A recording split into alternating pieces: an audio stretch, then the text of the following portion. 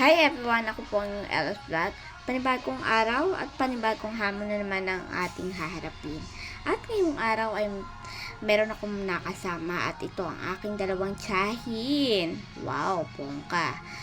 At syempre, meron akong isang espesyal na nakasamang tiyahin. Ito, ang aking tita madre. Wow, bongga.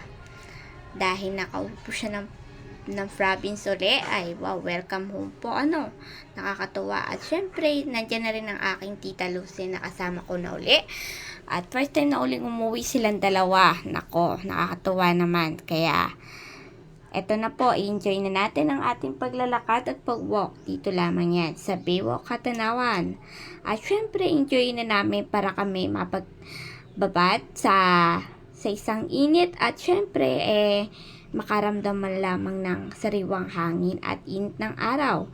At syempre ay makahagip na rin ng sariwang tubig sa dagat. Wow, bonggang-bongga, At syempre naman po ay in-enjoy talaga na namin tatlo kasi kami lamang talaga po ang nagkasama. Ay busy pa po yung dalawa kong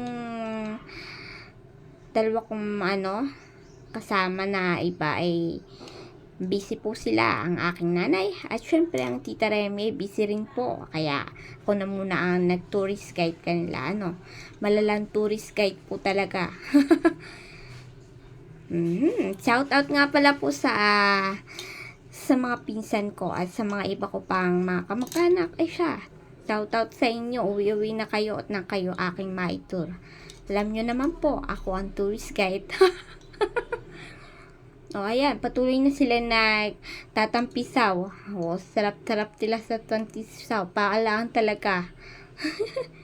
At kami napadiretso na ng palengke. At gusto daw nila ni titang bumili ng masasabaw na isda. Wow, bonggang-bonga talaga. At ngayon lang, naka-aparay niya ang tita. Tuwan-tuwa siya. Dami niya nakikita. First time yon, di ba?